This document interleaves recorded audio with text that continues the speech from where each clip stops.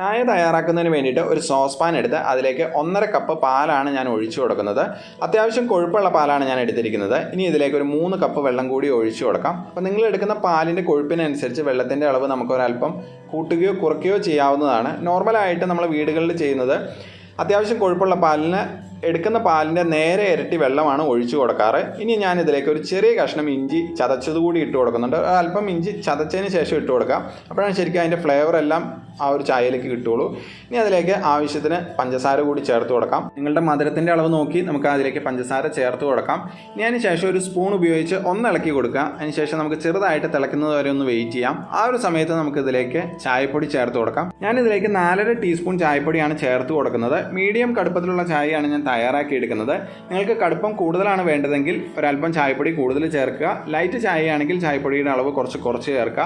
ശരിക്കും ഒരു ഗ്ലാസ് ചായക്ക് 1 ടീസ്പൂൺ ചായപ്പൊടി ഈ ഒരു അളവിലാണ് നോർമലായിട്ട് ചേർത്ത് കൊടുക്കാറുള്ളത്. ഇനി നന്നായിട്ട് തിളച്ച് വരുന്ന സമയത്ത് നമുക്ക് ഗ്യാസ് ഓഫ് ചെയ്യാം. ഒട്ടും നേരം വെയിറ്റ് ചെയ്യേണ്ട ആവശ്യമില്ല. അതിന് ശേഷം നമുക്കൊരു സ്റ്റെയിനർ ഉപയോഗിച്ച് അത് അരിച്ചെടുക്കാം. അപ്പോൾ ശരിക്കും ആ ഒരു ഇഞ്ചിയുടെ ഫ്ലേവറൊക്കെ അതിലേക്ക് നന്നായിട്ട് പിടിച്ചിട്ടുണ്ടാവും. അപ്പോൾ നന്നായിട്ട് തിളച്ച് വന്നിട്ടുണ്ട്. ഇനി നമുക്ക് ഗ്യാസ് ഓഫ് ചെയ്ത് ഇത് സ്റ്റെയിനർ ഉപയോഗിച്ച് നമുക്കൊന്ന് അരിച്ചെടുക്കാം. അരിച്ചെടുത്തതിന് ശേഷം നമുക്ക് ചായ ഒരു 2 വട്ടമെങ്കിലും നന്നായിട്ടൊന്ന് അടിച്ചെടുക്കാം. അപ്പോഴാണ് ശരിക്കും ചായയുടെ ടേസ്റ്റ് കുറച്ചും കൂടെ കൂടുതലായിട്ട് കിട്ടുന്നത്. അങ്ങനെ നമ്മുടെ ചായ തയ്യാറായിട്ടുണ്ട്. നിങ്ങളെല്ലാവരും ഈ രീതിയിലൊന്ന് ചായ ട്രൈ ചെയ്ത് നോക്കുക. വീഡിയോ ഇഷ്ടമായാൽ തീർച്ചയായിട്ടും ലൈക്ക് ചെയ്യാനും നമ്മുടെ ചാനൽ സബ്സ്ക്രൈബ് ചെയ്യാനും മറക്കല്ലേ കേട്ടോ.